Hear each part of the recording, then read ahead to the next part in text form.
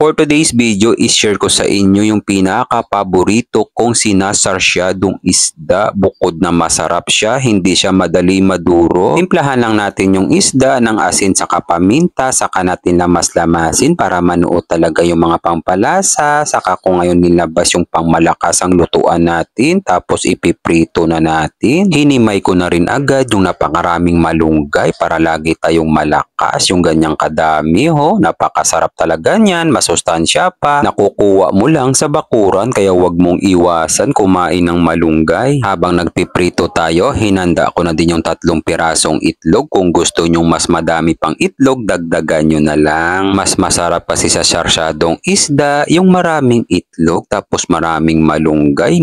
Talagang mapaparami ka talaga ng kain. Ang masarap din sa sarsyadong isda, huwag nyong bibitinin sa sabaw, damihan nyo kapag kayo na ang magluto. Pagkatapos ko magprito, huhugasan muna natin yung ating magic kawali. Tinanggal ko lang yung natitirang mantika. Yung ganyang pagkahugas sa magic kawali, napakalinis naman talaga. Saka natin painitin, maglagay lang tayo ng kaunting mantika, magisa lang tayo ng luya, isusunod na natin yung sibuyas. Riktahan na to, isusunod ko na agad yung bawang, kamatis, gigisahin lang natin ng maigi, papalabasin lang natin yung masarap na aroma, timplahan natin agad ng asin, paminta. Ang sikreto para lalong sumarap, gigisahin natin ng maigi yung ating mga lamas. Naglagay na din ako agad ng toyo sa asukal yan, gisahin lang natin ng maigi, tapos maglagay na tayo agad ng magic seasoning. Yung ganyang pagkagisa, napakasarap na talaga niyan. Saka natin ilalagay yung naprito nating isdang sapsap, maglagay lang tayo ng 1.5 litrong tubig para hindi talaga tayo mabibitin sa sabaw. Pakukuluan lang natin ng mga 15 minutes para lumabas talaga yung lasa. Tapos titikman natin. Nako, napakasarap naman talaga.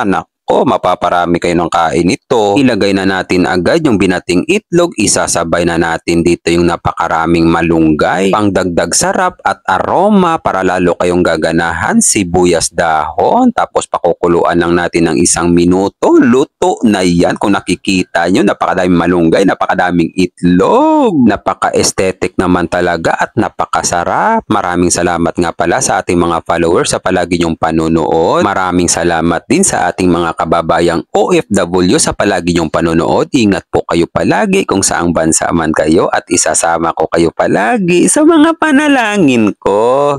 God, maraming salamat po sa biyaya na binibigay nyo sa araw-araw. I-bless nyo po yung food na maging silbing lakas sa katawan namin. Amen. Kain tayo guys. Kain Pinas. Mayroon din pala tayo okra na nilaga. Sabaw muna tayo.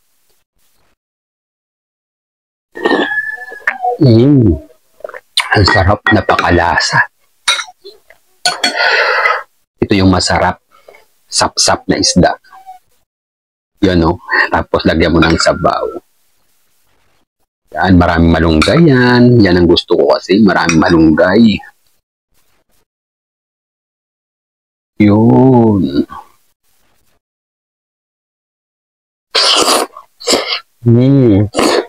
Kanin.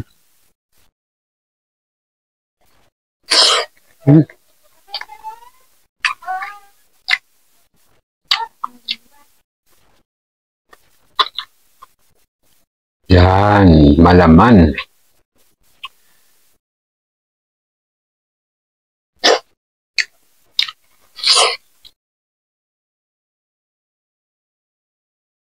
Sausaw natin sa sabaw para lalong sumiksik yung lasa.